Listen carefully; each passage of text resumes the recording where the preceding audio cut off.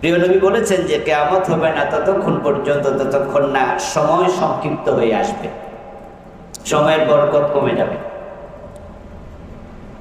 এতটাই কমবে, রাসূল বলছেন ফাতাকুনা সানা কাশাহার, এক বছর হয়ে যাবে এক মাসের মতো।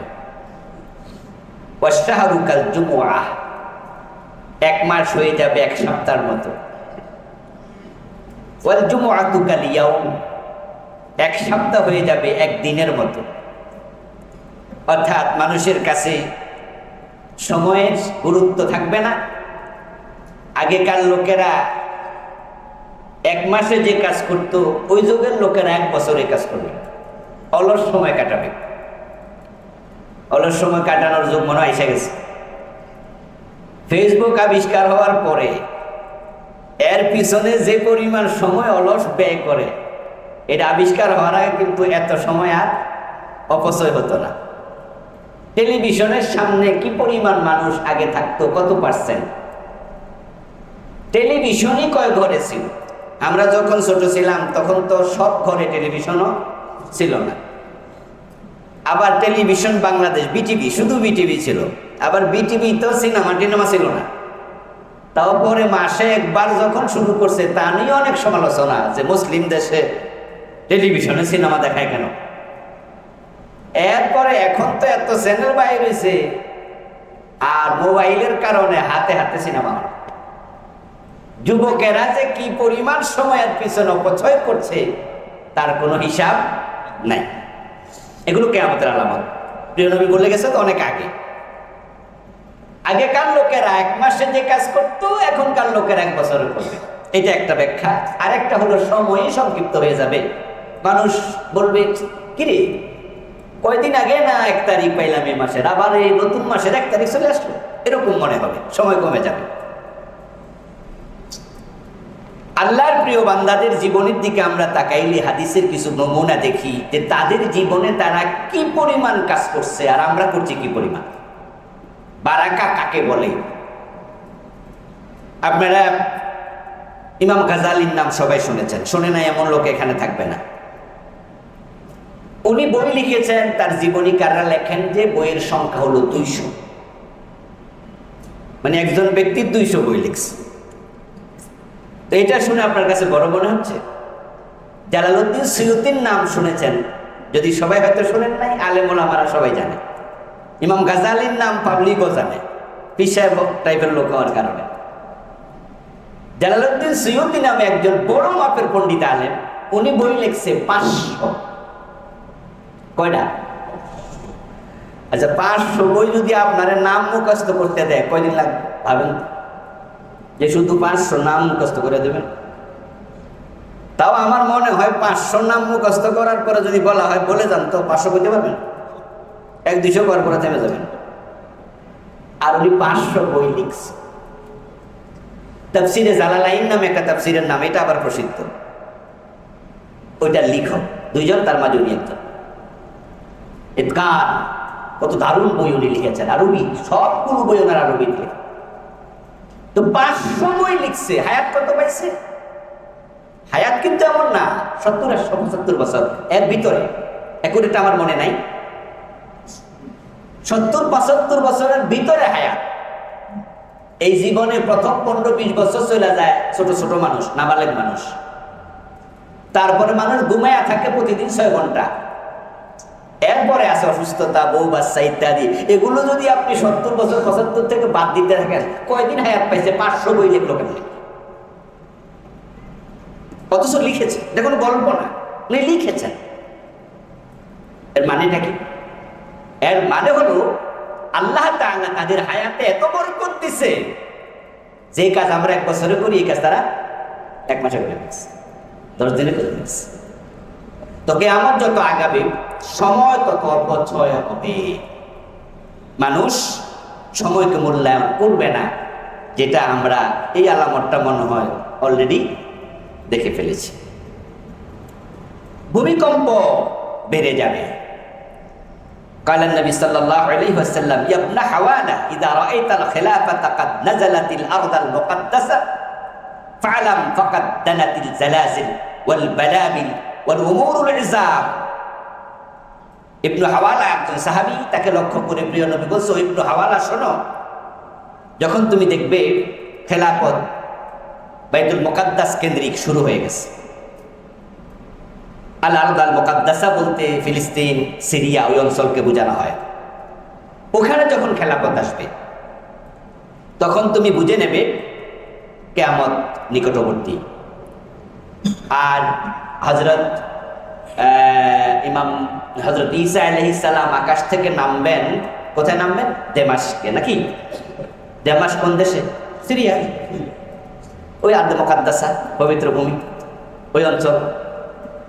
তো উনি যখন আকাশ থেকে জমিনে নেমে আসবেন তখনই তো দাজ্জাল, ওই সময় দাজ্জালও আসবে। এরপর থেকে কিয়ামত হতে আর বেশি দিন বাকি থাকবে না। প্রিয় নবী বলছেন তখন জালজালা শুরু হবে, খুব বেশি ভূমিকম্প হবে, বিপদ মুসিবত বেশি আসতে থাকবে। ওই অবস্থায় তোমার নিজের হাত এভাবে ধরলে যতটুকু দূরে মনে হয়, ঠিক কিয়ামত তোমার থেকে ততটুকু দূরে থাকবে। এর মানে কিয়ামত হতে আর বেশি দিন থাকবে না।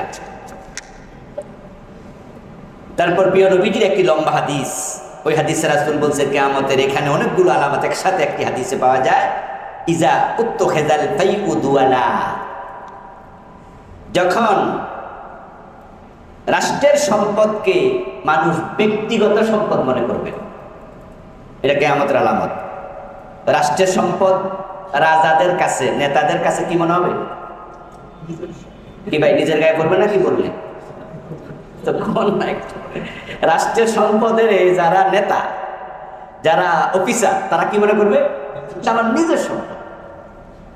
কি এই আলামতটা আসবে না? এসে গেছে। এটা অলরেডি আমাদের দেশে কমপক্ষে এসে গেছে, পৃথিবীর অন্য দেশে না আসে। এখানে মানুষ আঙ্গুল ফুলে কলা গাছ হইতো নেতা হইয়া, এখন বট গাছ হয়ে যায়। অফিসার অফিসে চাকরি পাওয়ার পরে কি পর্যায়ে পৌঁছে, গত কয়দিন ধরে ফেসবুকে তো দেখতে পাচ্ছেন অবস্থা কোথায় গিয়ে দাঁড়িয়েছে। যে যেখানে চান্স পায় কুমিরের মতো গিলতে থাকবে। রাষ্ট্রের সম্পদ এটা যে আমানত, এই চিন্তাটা মাথায় আর থাকবে না। মানুষ এটাকে মনে করবে এটা আমারই সম্পদ। সরকার আপনাকে গাড়ি দিয়েছে, আপনি সচিব, আপনি ডিসি, আপনি টিওনো, আপনি সেনাবাহিনীর একজন কর্নেল, এই জন্য আপনার জন্য গাড়ি থাকবে, সরকারি গাড়ি। এটা দিয়েছে সরকার সরকারি কাজের জন্য, ডেফিনেটলি রাষ্ট্রীয় কাজে এটা ব্যবহৃত হবে, এটা স্বাভাবিক। এই কাজটা যেন আপনি তাড়াতাড়ি করতে পারেন, এই জন্য আপনাকে একটা গাড়ির সার্ভিস দিয়েছে। আপনার বাচ্চারে স্কুলে পাঠানোর জন্য গাড়ি দিছে, আপনার বউরে শপিং মলে পাঠানোর জন্য দিছে। আমি কসম করে যদি বলি, কসমটা হয়তো ভাঙবে না, হ্যান্স হবে না। 100 জন অফিসারের মাঝে হয়তো 99 জন এই সরকারি গাড়িটাকে তার ব্যক্তিগত কাজে ব্যবহার করছে। 100-তে 1 জন পাওয়া যাবে কিনা তাও সন্দেহ যে ব্যক্তিগত কাজে ব্যবহার করে না। বলে রাষ্ট্রের সম্পদ তার কাছে মনে হয় না, সরকার আমার, মানে এটা আমার সম্পদ। জাস্ট আমি উদাহরণ দিলাম গাড়ি দিয়ে। রাষ্ট্রের সম্পদকে মানুষ যখন ব্যক্তির সম্পদ মনে করবে তখন বুঝে নেবে এটা কি সেরা নামত। এটা বাংলাদেশে প্রকাশ হয়ে গেছে। ওয়াল আমানাতা মাগনামা, এরপর বিরোধী বলছেন কারো কাছে কোনো টাকা ধার আমানত রাখলে সেটা গনিমতের মাল মনে করে আমানত নিজে খাই বসে থাকবে। এখন আমানত, সুবহানাল্লাহি ওয়া বিহামদি, আমানত টাকা হাওলাত দিলে তো পাওয়া যায় না। এটাকে আমাদের আলামত, যখন আমানতের খেয়ানত হতে থাকবে মানুষ এটাকে যথেচ্ছা ব্যবহার করবে। ওয়া যাকাতা মাকরামা, যখন মানুষ যাকাতকে জরিমানা মনে করবে, যাকাত দিতে কষ্ট লাগবে, যে যাকাত দিতে কি কষ্ট লাগা উচিত? আলহামদুলিল্লাহ আমার কষ্ট লাগে না, আল্লাহর শুকরিয়া। কেন কষ্ট লাগবে? কারণ যাকাত দেওয়ার পিছনে যে কল্যাণগুলো, এগুলো জানলে তো আপনার কষ্ট লাগার কথাই না। বরং বিগত বুঝার জন্য বলছি, বিগত কয়েক বছর ধরে আমি অগ্রিম যাকাত দিয়ে দিই। অগ্রিম মানে এই বছরটা শেষ করে আগামী বছরটা দেওয়া শুরু করে দিই। রাসূলের এক সাহাবী রাসূলকে প্রশ্ন করেছিলেন, অগ্রিম যাকাত কি দিতে পারবো? রাসূল অনুমতি দিয়েছেন, তুমি অগ্রিম যাকাত দিতে পারবে। এই বছরটা দেওয়ার পরে আগামী বছরটা দেওয়া শুরু করে আচ্ছা, যত টাকা আপনি রেখে যাবেন এটা কি আপনার না ওয়ারিসের? আর যেটা দিলেন ডেফিনেটলি এটা। তো আল্লাহ আপনাকে জাকাত দেওয়ার উপযুক্ত করছে, এসে শুকরিয়া কি আছে? কেন কষ্ট পাবে না? আরে দুনিয়াতে কত মানুষ খাওয়ার জন্য, জাকাত খাওয়ার জন্য দৌড়াচ্ছে, আর আল্লাহ আপনাকে, সুবহানাল্লাহ, কি সৌভাগ্যবান আপনি, আপনাকে দাতা বানিয়েছেন তিনি। এটা তিনি বানিয়েছেন আপনাকে। আবার দিলে আপনাকে তিনি তার ফিডব্যাকে দেবেন, অনেক কিছু দেবেন। 1 থেকে 700 গুণ দেবেন, 10 থেকে 700 গুণ, আরো বেশি। কিন্তু মানুষ যখন এই জাকাতটাকে জরিমানা মনে করবে, কি জরিমানা মনে করা হচ্ছে না অনেকে? হ্যাঁ, অনেকেই জাকাত, এটা বেশিরভাগ লোকই এখন জাকাত দিতে চায় না, মনে করে এটা লস, এটা জরিমানা। রাসূল বলছেন হ্যাঁ, এটা হলো কিয়ামতের আলামত। তাহলে এখন আপনারা যদি আজকের এই মাসালার সাথে কারো মিলে, তাহলে বুঝবেন আপনি নিজে কিয়ামতের আলামত, নাকি নাকি যদি সেটা আপনার ভিতরে পাওয়া যায় যে এটা আপনার, তাহলে আপনি কিয়ামতের আলামত। এখান থেকে নিজেকে বের করে আনতে হবে। এই কথাগুলো আমরা কেন বলবো? প্রথমে আমি বলেছি ভূমিকায়, যেগুলো শুনবো আমি যেন তার উপলক্ষ না হই। প্রিয় নবী বলছেন কিয়ামতের আরেকটা আলামত হলো মানুষ এলেম শিখবে দিন বুঝার জন্য না, ভিন্ন উদ্দেশ্যে। অথচ এই দিনই এলেম শিখার উদ্দেশ্য হলো দিন বুঝা, দিন মানা। আমি এটা কামেল মাদ্রাসায় পড়াই, হাদিসের উস্তাদ আমি ক্লাসে যখন পড়াই, ভূমিকা যখন মুকাদ্দামা যখন শুরু হয় ক্লাস, তখন আমি মনে থাকলে এটা বলি, পরীক্ষার জন্য কখনো কোরআন হাদিস শিখবে না। স্টুডেন্টদেরকে বলি, পরীক্ষার জন্য এলেম শিখা, দুনিয়া কামাই করার জন্য চাকরির উদ্দেশ্যে এলেম শিখা, পয়সা করে কামাবে এই এলেম শিখে, এই চিন্তা যদি করো তুমি নিজেকে কিয়ামতের আলামত। কোরআন হাদিস পড়বে দিন জানার জন্য, বুঝার জন্য। আর যে ব্যক্তি দিন জানে, বুঝে, পরীক্ষা আসলে সেটা এমনি লিখতে পারবে, তো পরীক্ষার জন্য শিখবে কেন? শিখবে তো দিন জানার জন্য, বুঝার জন্য, মানার জন্য। পরীক্ষা এমনি হয়ে যাবে। আর কোরআন হাদিসের এলেম তুমি চাকরির জন্য কেন শিখবে? তোমার রিজিক কি দুনিয়া আসার পরে আল্লাহ লিখেছে নাকি আগে লিখেছে? ইসলাম কোনটা বলে? আকাশ জমিন সৃষ্টি করার আগে আল্লাহ লিখেছে। তো তুমি দিন এলেমকে চাকরির মাধ্যম বানানো দরকারটাকে, চাকরি এমনি হবে। তো এলম শিখা হবে শুধু দিন বুঝার জন্য, মানার জন্য। আর যখনই মানুষ দুনিয়ার জন্য দিন শিখবে, রাসূল বলছে এটা কিসের আলামত? এটা কিয়ামতের আলামত। ওয়াতার রাজুল ইমরাতাহু ওয়া কাউমাহু ওয়া আদনা সাদিকাহু ওয়া আকসা আবাহু। তারপর প্রিয় নবী বলেন, যখন পুরুষেরা তাদের স্ত্রীদের আনুগত্য করতে শুরু করবে, তখন বুঝবা কিয়ামত নিকটে এসে গেছে। কথা ছিল আর রিজালু কাওয়ামুনা আলান নিসা। কোরআনে আল্লাহ বলছে পুরুষেরা হবে নেতা, দায়িত্বশীল, অভিভাবক, নারীরা তাদের আনুগত্য করবে।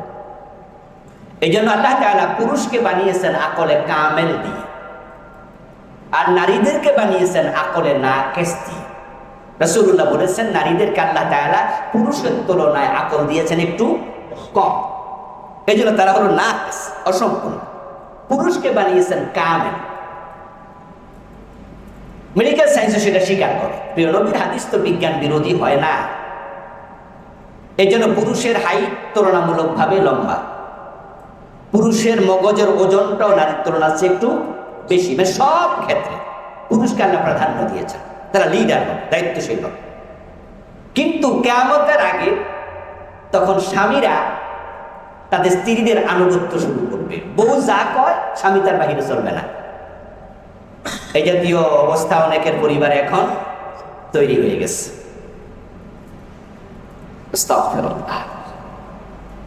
কোরবানির গোশতে বড় ভাই কোরবান দিয়েছে 1 লাখ টাকার উপরে খরচ করে। এবার এই বাড়ি গরু 1 লাখ টাকার উপরে কিনেছে একা। তো তার আপন ছোট ভাই কোরবান দিতে পারেনি, ভিন্ন পরিবার, ভিন্ন,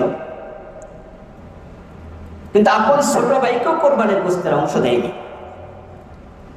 আপন ছোট ভাই দুঃখ করে বলতেছে যে আমার বড় ভাই আমারই একটু ভাগ দিল না, অথচ বড় ভাই জানে যে আমি কোরবান।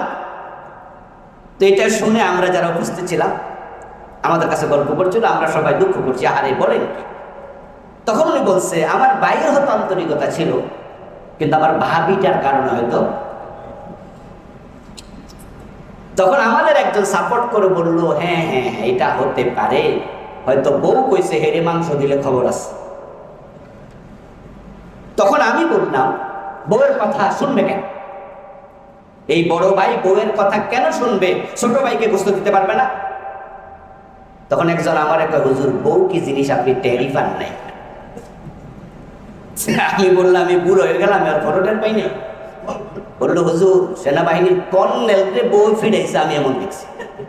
বউ ফিরাইতেছে আর লাঠি দিয়ে বলছে কর্নেল গিরি ছুড়াই দিল। এরকম বউ যদি ঘরে থাকে, কোরবানির গোস্ত দেয়া দূরের কথা, উজু করে বয়ে থাকবে ঠান্ডা পানি দিয়ে, বউর ধমক খায়। তাহলে দেখেন অবস্থা। 1 লাখ টাকা যে ভদ্রলোক গরু কিনে কোরবান দিতে পারে, সামাজিকভাবে তিনি একটু প্রতিষ্ঠিত মানুষ নিশ্চয়। 1 লাখ টাকা খরচ করে যে একা কোরবান দেয়, সে একটু প্রতিষ্ঠিত মানুষ। সে তার বউয়ের কথা শুনে তার আপন ভাইকে গোস্ত দিচ্ছে না। তাহলে সমাজে যখন নারীদের প্রাধান্য বিস্তার পাবে, পুরুষরা নারীদের আনুগত্য করতে শুরু করবে, রাসূল বলছে এটা কিসের আলামত? জানি না এখানে কি আমাদের আলামত কেউ আছেন কিনা। হ্যাঁ, বিভিন্ন কারণে পুরুষরা আজকে বিধ্বস্ত, এবং আমরা পুরুষরাই তো নিজেরাই বিয়ের দিন মেরুদণ্ডের হাড্ডি ভেঙে দেয়। নিজেরটা নিজে। স্বামী তার স্ত্রীর সামনে যে স্বামিত্ব দেখাবে, নৈতিকভাবে ভিত্তিটাই আর থাকে না। কারণ যে পুরুষ লাখ লাখ টাকা যৌতুক নিয়ে বিয়ে করে, ওই পুরুষ বউয়ের সামনে উঁচু চড়ে কথা বলা সাহস আর। আরে ভাই, যে খাটের মাঝে আপনি শুবেন বউ লইয়া, এটাই শ্বশুর বাড়ির খাট। যে গাড়ি লইয়া, যে মোটর সাইকেল দৌড়াচ্ছেন, এটা শ্বশুরের দেয়া। যে সোফায় বসছেন, শ্বশুর দিয়েছে। এমন আছে না অনেকে পুরা ঘর বানায় খালি রাখে, কাল লাগিয়া ওরা দিবে। তা আপনি আপনার স্ত্রীর সামনে একটু শক্ত কথা বলবেন, এ নৈতিক সাহস আপনারা নাই। তাহলে আপনি নিজে তো কিয়ামতের আলামত নিজেরে বানাইলেন। এভাবে আরো কত কি। ও আক্কা উম্মাহু, রাসূল বলছেন আরেকটা হলো, সন্তানেরা মায়ের সাথে বেয়াদবি করবে, মায়ের অবাধ্য হবে। আস্তাগফিরুল্লাহ। মায়ের গায়ে হাত দেয় এমন সন্তানও গ্রামে এগুলো খুব বেশি। আর আমি বলবো যে গ্রামে কি, আজ থেকে 50 বছর পিছনে যান, সারা ঢাকা তার আশেপাশে গ্রামের কত নাই, গ্রামে এখনো নাই আলহামদুলিল্লাহ। ঢাকার চারপাশে যে ওল্ড হোম গুলো, বৃদ্ধ নিবাস গুলো এখন আছে। আজ থেকে 50 বছর আগে একটা ছিল, এতিমখানা ছিল, কিন্তু ওল্ড হোম তো ছিল না। আচ্ছা, এখন ওল্ড হোমে যদি কেউ তার বুড়া মারে বুড়া বাপেরে দিয়ে দেয়, এর চেয়ে অবাধ্যতা আমি তো মনে করি গায়ে হাত দিয়ে আছে, এটা আরো নিকৃষ্ট। গ্রামের কথা বলছি, দুষ্ট ছেলে বউয়ের কথা শুনে মারা ধাক্কা মারছে, মার থাপ্পড় দিচ্ছে, নাউজুবিল্লাহ। এই সন্তান কিন্তু আবার বিকালবেলা মারে ডাইকাই না খাওয়ায়। কিন্তু যেই শহরে সন্তান এমবিবিএস ডাক্তার, বিসিএস ক্যাডার, এরপরে আপনার ইঞ্জিনিয়ার ছেলেরা প্রফেসর, এর মা রে বাপেরে ওল্ডুমে দিয়ে দিচ্ছে, ওই গ্রামে যে থাপড়াইতেছে, রাতে আবার খাওয়াইতেছে, এটা সে কি আরো খারাপ না? তা আরো খারাপ, আরো যোগ্য না। এই যে কোরবানির ঈদ গেল, বৃদ্ধ নিবাসে যে মা বাবারা আছে, নাতি নাতগুলো লইয়া একটু কোরবানির গোস্ত খাওয়ার যে মজা, তারা এটা পায়নি। না পাওয়ার কারণে ওখানে বসে বসে চোখের পানি ছেড়ে তারা কেঁদেছে। ওই যে অতীতের স্মৃতিচারণ, যে সন্তান আমারে আজকে ওল্ড হোমে দিল, হেরে আমি কোরবানির গোস্ত কেমনে রাইন্দা সামনে বইয়া খাওয়াইছি। আক্কাউন বাহু, মা বাবা অবাধ্য হবে সন্তানেরা। আদনা সাদিকাহু আকসাবাহু, বন্ধু বান্ধবকে নিয়ে মজা করবে, মৌজ করবে, মাস্তি করবে, বাবার অনুসরণ। হ্যাঁ, যারা ওল্ড হোমে মা বাবারে পাঠাই দিচ্ছে, তাদের বাসায় কি অনুষ্ঠান হয় না? হয়। মানে ওরা তো পয়সাওয়ালা মানুষ, অনেকে পয়সাওয়ালা, বিশাল অনুষ্ঠান করে। ওখানে বাবার স্থান নাই, বন্ধু বান্ধবের স্থান আছে। এটা কিয়ামতের আলামত। ওয়া যাহারাতিল আসওয়াতু ফিল মাসাজিদ, মসজিদগুলোতে জোরে সোরে আওয়াজ হবে, হই হুল্লোড় হবে, ঝগড়া ফাসাদ হবে। গ্রামে গঞ্জে এটা অনেক। শুধু মসজিদ কমিটি দ্বন্দ্ব লাইগা 10 হাত দূরে আর একটা মসজিদ করে ফেলছে, এমন ঘটনাও কদিন আগে দেখলাম আমি এক ভিডিও সাক্ষাৎকারে, 2টা মসজিদ 2 পাশে। তো যিনি সাক্ষাৎকার নিচ্ছেন তিনি বলতেছেন দুইটা মসজিদ দুই জায়গায়। ওই এলাকার মানুষ বলছে আপনি ভুল বললেন, দুই জায়গায় না, এক জায়গায়, একই প্লট, দাগ নাম্বারও এক, দেখতেছেন আর কি ওখানে একই প্লট, হুট করে হয়ে যায়নি। এগুলো হৈহুল্লোড় হয়েছে, ঝগড়া হয়েছে, ফাসাদ হয়েছে, এগুলো কিয়ামতের আলামত। ওয়াসাদাল কাবিলাতা ফাসিকুহুম, সমাজের ফাসিক মানুষটা, পাপিষ্ঠ লোকটা নেতা হবে। মদখোর, গাঁজাখোর, নারীবাজ, সবাই জানবে যে ফসা মানুষ, কিছু করার নাই, হে নেতা। এই কিয়ামতের আলামতটা সমাজে এসে যাচ্ছে। সারা পৃথিবীতে এখন ভালো মানুষের হাতে আর নেতৃত্ব নাই। ওমর যেই যুগে রাজত্ব করেছেন রাদিয়াল্লাহু তাআলা আনহু, বলুন তো ওই সমাজে ওমরের সে আল্লাহওয়ালা আর কেউ আছে? আবু বকর যে যুগে রাষ্ট্রপ্রধান ছিলেন, রাজত্ব করেছেন, ওই সময় আবু বকরের সে সমাজে আল্লাহওয়ালা কেউ আছেন? রাসূল যে সময় রাষ্ট্রপ্রধান ছিলেন, রাসূল মুহাম্মদ সাল্লাল্লাহু আলাইহি ওয়াসাল্লামের সে আল্লাহওয়ালা কেউ ছিল? আল্লাহওয়ালারাই ক্ষমতায় ছিল। আর আমরা মুসলমানরা আজকে সে ট্র্যাক থেকে একবার 180 ডিগ্রি উল্টা জায়গায় চলে গেছে। বরং কোন আল্লাহওয়ালা দিনওয়ালা মানুষ যদি বলে আমি কমিশনার হব, আমি এমপি হব, তখন অন্য অন্য হুজুররা কানে কানে কয় আলেম মানুষ, আপনি এগুলা হ্যাঁ নাকি আমরা হুজুর মানুষ, হুজুর আমাদের এসব, আমাদের এসব হুজুর মানাই না, ওই না, এটা আমরা বলছি, আমরা আলেমরা বলছি। অথচ রাসূল প্রেসিডেন্ট ছিলেন, আপনারা আবার সুবহানাল্লাহ, এই সুবহানাল্লাহ ওয়ালারাই কয় হুজুর আপনি এসবে যাইয়েন না। তো প্রিয় নবী বলেছেন যে ফাসিকরা তখন নেতৃত্বে চলে যাবে।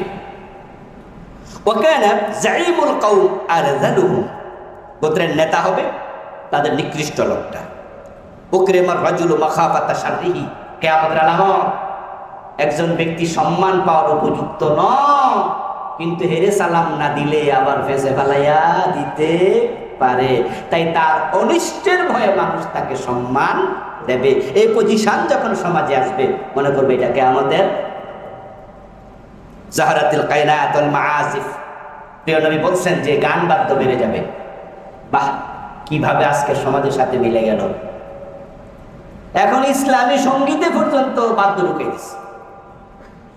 আমরা যেগুলাকে গজল বলতাম আর কি, গজল, ইসলামী গান, ইসলামী সঙ্গীত, গান বাদ্য, বাজনা, মাআজিফ, বাজনা, দোল, তবলা, হারমোনিয়াম, দোতারা, সেতারা, এগুলো ছিল আগে পাপিষ্ঠদের হাতে। এখন এগুলো মাজারে ঢুকেছে, মাজার থেকে এখন হুজুরদের ভিতরে ঢুকে যাচ্ছে। এখন ইসলামী সঙ্গীতে পর্যন্ত দেখলাম হারমোনিয়াম, দোতারা বাজাচ্ছে। আরে প্রিয় নবীর বক্তব্য কতভাবে মিলে যাচ্ছে। যখন দেখবে গান বাজনা এগুলো বেড়ে যাচ্ছে, তখন বুঝবে এটা কিয়ামতের আলামত। শরিবাতিল খামার, মদপান বেড়ে যাবে। লাআনা আখিরু হাযিহিল উম্মাহ ওয়ালাহা, উম্মতের একদল আরেক দলকে বকবে। এর মানে হচ্ছে যারা বর্তমানে আমরা আছি আগেকার আলেমদের উপর দোষারোপ করবে। এই পরিস্থিতি আলহামদুলিল্লাহ এখনো আসেনি, কিছু এসেছে, আসলে বুঝবা এগুলো কিয়ামত। ফাল ইয়ারতাকিবু ইনদা যালিকা রিহান হামরা, এই আলামত সবগুলা যখন প্রকাশিত হবে অপেক্ষা করো, তখন লাল বর্ণের একটা ধূলিঝড় হবে। ওয়া জালজালা, পৃথিবী প্রকম্পিত হবে। খাফসা, শুনতে পাবে পৃথিবীর বিভিন্ন জায়গায় ভূমিধস হয়েছে। ওয়া মাসখা, শুনতে পাবে মানুষের চেহারা পর্যন্ত বিকৃত করে দেওয়া হচ্ছে। ওয়া কাইফা, এবং এই জঘন্য জটিল সময়ে আকাশ থেকে আল্লাহ পাথরের বৃষ্টি পর্যন্ত বর্ষণ করে। এগুলো কিয়ামতের আগে আগে হবে আর কি। ওয়া আয়াতিন তুতাবাউ কানিজামি বালিন কুতিআ সিনকুহু ফাতাতাবা বা'দুহু বা'দা, এগুলো শুনে যেমন এই যে আপনার ঈসা আলাইহিস সালামের আসা, আকাশ থেকে তার নবতরণ, এরপরে আরো কিছু শুনে আপনারা আমরা বলছি যে তাহলে তো কিয়ামত বোঝা গেল, সময় আছে এখনো। কিন্তু রাসূল বলছে শোনো, এই নিজাম, এই কিয়ামতের আলামতগুলো যদি কোনো মালা তৈরি করা হয়, মালার ভিতরে রশিটা যদি ছিঁড়ে যায়, তাসবিহ তো রাসূলের জমানায় আজকের মতো ছিল না, আমরা যে তাসবিহ পড়ি না, সুবহানাল্লাহ সুবহানাল্লাহ, তাসবিহ বানান 100 দানা দিয়া, এই জন্য আমি তাসবিহ শব্দটি বলছি না, রাসূলের জামানায় এটা ছিল না, কিন্তু মেয়েরা পুঁতির মালা তখনও পড়তো, মালা বিভিন্ন বানানো হতো। তো রাসূল বলছেন ওই মালা, রশি দিয়ে গাঁথা মালা যদি রশি ছিঁড়ে যায়, তাহলে ওই মালার যে ছোট ছোট পুঁতিগুলো আছে এগুলো যেমন একটার পর একটা পড়তে থাকে, কিয়ামতের আলামত যখন শুরু হবে তখন এগুলো এরকমই চলে আসবে, একটা থেকে আরেকটা দূরত্ব থাকবে না। এরপর প্রিয় নবী বলছিলেন তালিদাল আমাতু রাব্বাতাহা, কিয়ামতের আরেকটি আলামত হচ্ছে মা তার প্রভু প্রসব করবে। মা দাসী তার প্রভু প্রসব করবে, মা প্রভু প্রসব করবে। এর মানে হচ্ছে সন্তানরা মায়ের কথা মতো চলবে না, বরং মায়েরা সন্তানের কথা মতো চলবে। দাসীর সাথে তার মনিব যেই বিহেভ করে, সন্তানরা মায়ের সাথে সে বিহেভ করবে। আর যদি আমরা সরাসরি ফিজিক্যাল অর্থ নেই, আইনি অর্থ নেই, তাহলে হবে আবার দাসত্ব প্রথা ফিরে আসবে। এক সময় কিন্তু দাসত্ব প্রথা পৃথিবীতে ছিল, আপনারা সবাই জানেন। হযরত বেলালও কি ছিলেন? দাস ছিলেন। সম্ভবত আব্রাহাম লিঙ্কন দাসত্ব প্রথাকে তিনি জাতিসংঘের সনদের মাধ্যমে এটাকে তিনি উচ্ছেদ করেন। আজ থেকে হয়তো কত 200 বছর 250 বছর আগে। তাহলে এর আগ পর্যন্ত দাসত্ব প্রথা ছিল। এবং আমেরিকার যে আপনারা কালো চামড়ার মানুষগুলো দেখেন, এগুলো অধিকাংশ কিন্তু তারা রেন ইন্ডিয়ান বা অন্য অন্য জায়গা থেকে তারা কিন্তু এগুলোকে ধরে এনে তারা দাস বানিয়েছে। এবং আব্রাহাম লিঙ্কন নিজেও কিন্তু কালো চামড়ার মানুষ। উনার পূর্বপুরুষরা হয়তোবা তারাও পিছন থেকে এভাবে এসেছে। তিনি এটা ভালো কাজ করেছেন, এটাকে আমরা অ্যাপ্রিসিয়েট করি। পৃথিবীতে আজকে দাসত্ব প্রথা নেই, কিন্তু কিয়ামতের আগে হয়তোবা এটি ফিরে আসবে। তখন দাসত্ব প্রথায় কোন মহিলাকে দাস হিসাবে পাবে একজন ব্যক্তি, ওই দাসীর সাথে স্ত্রী সুলভ আচরণ করবে। দাসীদের সাথে স্ত্রী সুলভ আচরণ কিন্তু ইসলামে বৈধ। এই জন্য রাসূলুল্লাহ সাল্লাল্লাহু আলাইহি সাল্লামের সন্তান মোট 7 জন, 4 জন মেয়ে, 3 জন হলো ছেলে। তার মাঝে সবচেয়ে ছোট ছেলের নাম ছিল ইব্রাহিম রাদিয়াল্লাহু তাআলা। উনার মায়ের নাম মারিয়া আল-কিবতিয়া। মিশরের শাসক মুকাউকিস, উনি খ্রিস্টান ছিলেন। উনি রাসূলুল্লাহ সাল্লাল্লাহু আলাইহি ওয়াসাল্লামের কাছে কিছু হাদিয়া পাঠিয়েছিলেন। হুদায়বিয়া সন্ধির পরে রাসূলুল্লাহ সাল্লাল্লাহু আলাইহি ওয়াসাল্লাম বিভিন্ন রাষ্ট্রপ্রধানদের কাছে চিঠি লিখেছেন ইসলাম গ্রহণের দাওয়াত দিয়ে। তার মাঝে মুকাউকিসের কাছেও চিঠি লিখেছিলেন। মুকাউকিস চিঠি পেয়ে রাসূলুল্লাহ সাল্লাল্লাহু আলাইহি ওয়াসাল্লামের চিঠির ভাষা দেখে আন্দাজ করছেন এই চিঠি যিনি লিখেছেন তিনি সাধারণ কোনো মানুষ নন।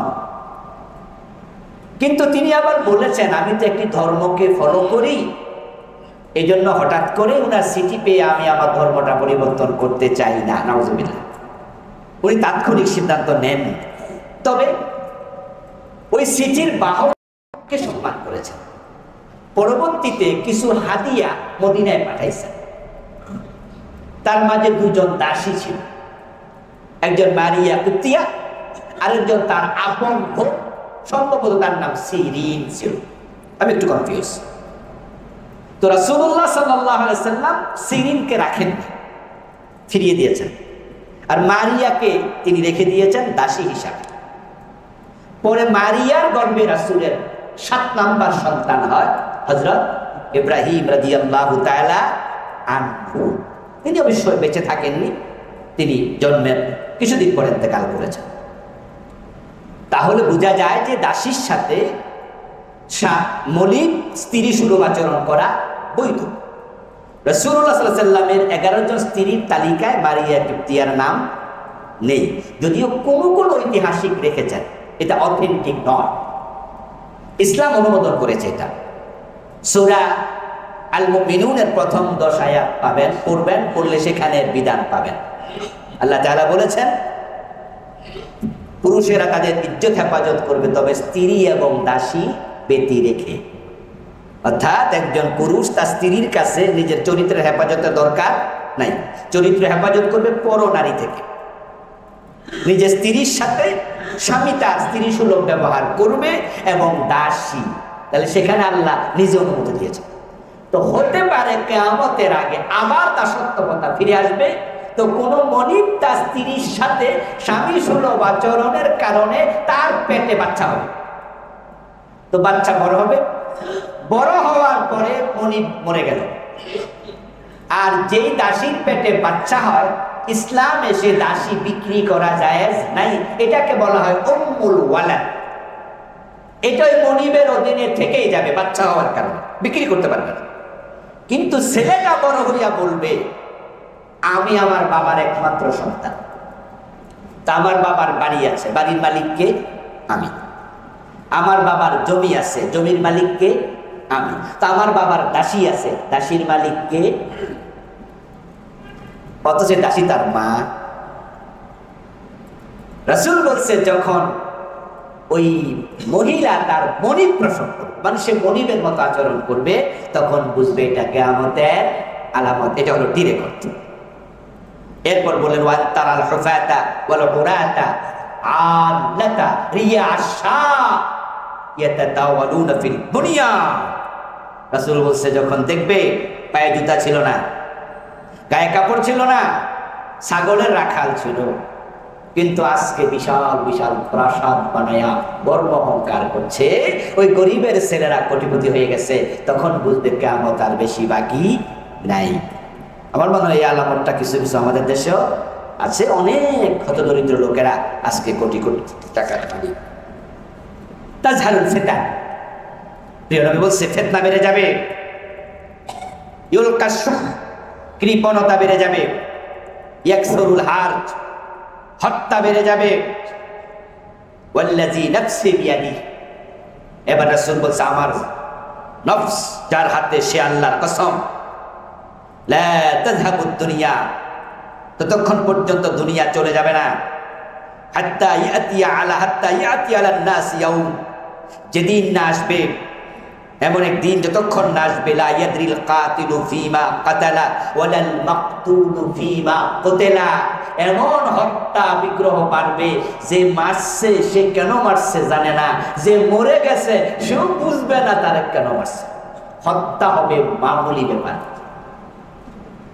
এই আলামতটা কিছুটা পৃথিবীতে, কিছুটা কেমনে বলি, এসে গেছে। কারণ আজকে ফিলিস্তিনে যে ছোট ছোট বাচ্চাগুলোকে মারতেছে, আচ্ছা ওরা কেন মারা যাচ্ছে ওরা কি জানে? আচ্ছা ছোটদের বাদ দেন, বড়দেরকে যে মারতেছে কোন দোষে মারতেছে? আজকের যে ইসরায়েল, আপনারা শিক্ষিত মানুষ, সচেতন মানুষ, আপনারা জানেন যে ইসরায়েলটা কি এক সময় এখানে ছিল? দ্বিতীয় বিশ্বযুদ্ধের পরে তাদেরকে যখন আমেরিকা এখানে বসতি দেয়, তারা তো এসে ফিলিস্তিন ভূখণ্ডে একটু জায়গা নিয়েছে।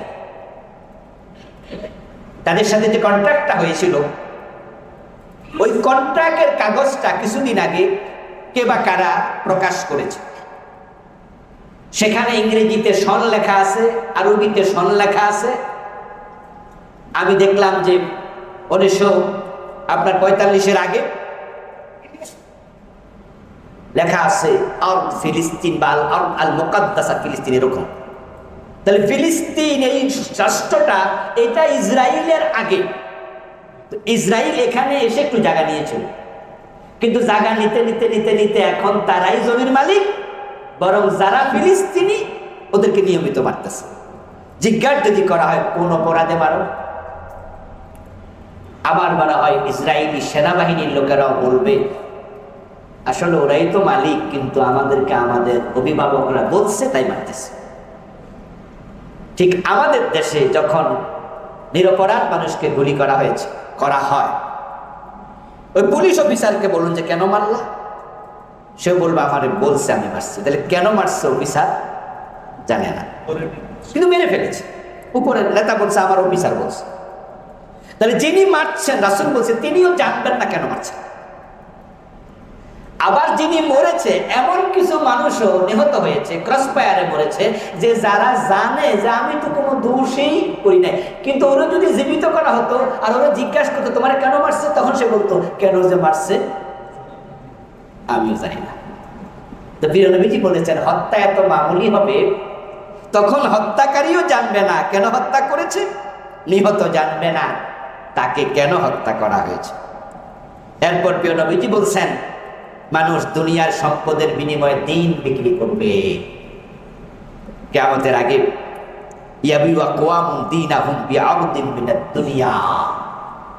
দুনিয়ামুখী মানুষ এতটাই হবে, দ্বীনের কোনো প্রাধান্য তাদের কাছে আর থাকবে না।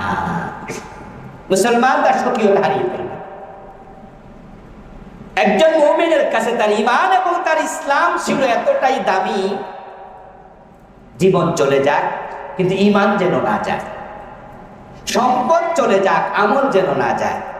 আমরা বেলালের দিকে তাকালে তার স্পষ্ট নিদর্শন দেখি, গলায় রশি লাগায় টানছে, ঈমান থেকে চুল পরিমাণ সরতে রাজি হন। খুবাইব রাদিয়াল্লাহু তাআলা আনহুকে যখন শহীদ করা হলো, খুবাইবকে শুলে চড়াইয়া মানে বসাইছে শুলের উপরে, তখন তার হাত পা কেটে কেটে এক টুকরো কেটে ওনাকে খুব নির্যাতন করে শহীদ করেছে। হুট করে মেরে ফেললে কষ্ট কম, ওনার হাত কেটেছে একটু একটু করে, পা কেটেছে একটু একটু করে। ওই কর্তৃত অবস্থা যখন কাটছিল তখন ওনাকে প্রস্তাব দেওয়া হয়েছিল তোমার জায়গায় আমরা তোমাদের নবী মুহাম্মদকে বসাইয়া এই শাস্তি দিতে চাই আর তোমাকে মুক্তি দিতে চাই, তুমি কি বলো? উনি বলেছিলেন যে আমার গায়ের একটা পশম থাকতে, আমার নিঃশ্বাস থাকতে আমার রাসূলের গায়ে বসা বসবে, আমি তো সেটাই সহ্য করব, আর আমার জায়গা আসা বহু দূর। ঈমান ইসলাম ছিল তাদের কাছে এই। আর প্রিয় নবী বলছে কিয়ামতের আগে এই মুসলমান সন্তানেরা দুনিয়ার টাকা পয়সা ক্ষমতার প্রয়োজনে তারা ঈমানও বিক্রি করবে, তাদের ইসলামও, অর্থাৎ তাদের কাছে ইসলামের কোনো গুরুত্ব সেদিন আর থাকবে না। আমরা আমাদের ছোট আলোচনা ছোট আলামতগুলো শেষ দিকে চলে আসছি। রাসূলুল্লাহ সাল্লাল্লাহু আলাইহি ওয়াসাল্লাম বলছেন লা তাকুমু সাআতু হাত্তা তালহাকা কাবাইলু মিন উম্মতি বিল মুশরিকিন, ততক্ষণ পর্যন্ত কিয়ামত হবে না যতক্ষণ না আমার উম্মতের কিছু লোক তারা মুশরিকদের সাথে মিলিত হবে। হিন্দুরা মুশরিক, খ্রিস্টানরা মুশরিক, ইহুদিরা মুশরিক, হিন্দুরা ডিরেক্ট মুশরিক। রাসূল বলছে যে মুসলমানরা হিন্দুদের সাথে মিলে যাবে, আচারে মিলবে, আচরণে মিলবে, কথাবার্তায় মিলবে, বন্ধুত্ব এমন মিলবে আপনি দুধের মাঝে যদি চিনি মিক্স করে দেন কিছুক্ষণ পরে দুধ এবং চিনি আর আলাদা করতে পারবেন না, একাকার হয়ে যাবে। মুসলমানের সন্তানরা ওদের কালচারের সাথে এভাবে মিশে যাবে। কি অনেকে কি মিশেনি? মিশেছে, অনেকে মিশেছে, আপনারা মিশেন আলহামদুলিল্লাহ। রাসূল বলেছেন কিছু, এটা আবার সবাই মিশবে বলেন, কিছু লোক মিশে যাবে, এটাকে আমাদের জানাবো। আমার পুত্রবধূ হিন্দু, তিনি ইন্ডিয়ায় গেলে পূজা করেন, আবার তিনি আমাদের বাংলাদেশে যখন থাকেন আমাদের সাথে ঈদের আয়োজন আনন্দে শরীক হন। আচ্ছা, এতে কি কোনো অসুবিধা হয়েছে? অন্যরা বলেন না না কোনো অসুবিধা, এবং উনিও ভাবছে এটা কোনো অসুবিধার ব্যাপারই না। উনি ইন্ডিয়ার মানুষ, হিন্দু মানুষ, ওখানে গেলে সবাই পূজা করে, উনিও করেন। আস্তাগফিরুল্লাহ আল-আযীম লাকুম দীনুকুম, আল্লাহ বলে কি আর আপনি বললেন? আপনি বলছেন কোনো অসুবিধা নেই, আর আল্লাহ বলছে না।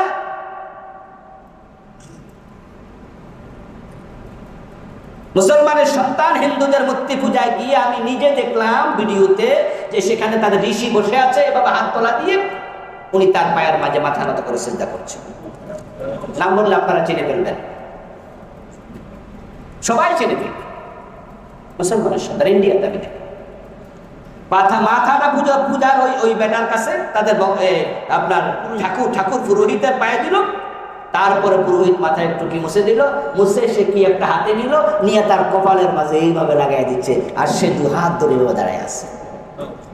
আবার ঈদের নামাজও সে আবার হতে পারে সে ঈদের নামাজও পড়ছে। আবার রাসূলের কথা কিভাবে মিলে যাচ্ছে। এরপর বলছে হাত্তা তা'বুদা কাবাইলু মিন উম্মাতিল আওসান, বড় রেড সিগন্যাল, আবার উম্মতের কিছু লোক সরাসরি মূর্তি পূজাও শুরু করবে। আল্লাহু আকবার। আবু দাউদ হাদিস নাম্বার 4212। আমার উম্মতের একটি দল মূর্তি পূজা শুরু করে দেবে। মূর্তি পূজা আমরা তো শুরু করেছি। নেতার মূর্তি বানাইয়া নেতার মূর্তির গলার মাঝে ফুল দিলেন, ফুলের মালা দিলেন, তারপরে আবার এরকম করলেন। কি পূজা হলো না? আপনি ভাস্কর্য বানাইছেন ভিন্ন জিনিস, কিন্তু আপনি যা করছেন ওই ভাস্কর্য ফুল দিচ্ছেন, মালা দিচ্ছেন, এইভাবে করতেছেন। তাহলে পার্থক্য করেন, পার্থক্য করেন।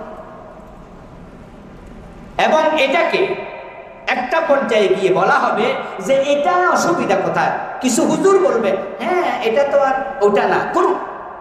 আল্লাহর হাবিব বলে গেছেন যে হ্যাঁ আমার উম্মতরা সরাসরি মূর্তি পূজা করবে। নাম শেষ করেছেন আপনি, নাম শেষ করলে হবে না।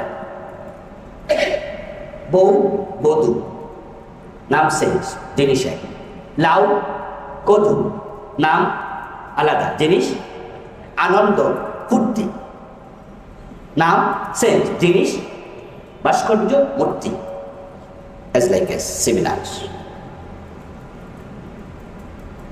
আমরা আলেমরা না বললে কে বলবে? বলার দায়িত্ব আমাদের। আপনি ভাবুন বিষয়, আপনি আজকে ভাস্কর্য বানাইয়া এরই ফুল দিচ্ছেন, এর মাঝে মালা দিচ্ছেন, একই নমনম করছেন এবং ভাবছেন উনি মনে হয় সমান সম্মান পাচ্ছে। তো ওদের মাঝে আর আপনার মধ্যে পার্থক্য সিমিলার হয়ে যাবে। রাসূলুল্লাহ সাল্লাল্লাহু আলাইহি ওয়াসাল্লাম বলেছেন এতটুকু যতক্ষণ পর্যন্ত হবে না ততক্ষণ পর্যন্ত কিয়ামত হবে না। এর মানে এমনটা হবে। এরপর বলছে সায়াকুনু মিন উম্মতি কাযাবুনা সালাসুনা কুল্লুহুম ইয়াজআমু আন্নাহু নাবিয়্যুল্লাহ। আমার উম্মত থেকে 30 জন ভণ্ড নবী বের হবে। গোলাম আহমদ কাদিয়ানির নাম শুনছেন? কাদিয়ানি বাংলাদেশের উন্তাস। মুসাইলামাতুল কাজ্জাব, আসওয়াদ আনাসি, তুলাইহা, এভাবে ভণ্ড নবী আগেও ছিল। বর্তমান যুগের সবচেয়ে জঘন্য ফিতনা কাদিয়ানি ফিতনা, যেটা আমার বাংলাদেশ, ইন্ডিয়া, পাকিস্তান এই 3 দেশে জঘন্য রূপ ধারণ করেছে। এবং আপনারা ইতিমধ্যে দেখেছেন পত্রপত্রিকা, উত্তরবঙ্গে কিছুদিন আগে তারা ওপেন প্রোগ্রাম করেছে, যেটা আগে বাংলাদেশে কখনো আর করেনি। এইভাবে ভণ্ড নবীর আবির্ভাব হলো 30 জন। রাসূলুল্লাহ সাল্লাল্লাহু আলাইহি ওয়াসাল্লাম বলেছেন ওয়া আনা খাতামুন নাবিয়্যিল্লাহ নাবিয়্যা বাদি, অথচ আমি শেষ নবী, আমার পরে আর নবী নাই। আমার প্রিয় ভাইরা, আলামত কুবরা আমরা আগামী জুমা থেকে শুরু করব। বড় বড় আলামত যেগুলো হাদিসে রাসূলুল্লাহ বলেছেন 10টা। আল্লাহ বুঝে শুনে দিন মেনে চলার তৌফিক আমাদের দান করুন, আমিন। আসসালামু আলাইকুম ওয়া রাহমাতুল্লাহি ওয়া বারাকাতুহু।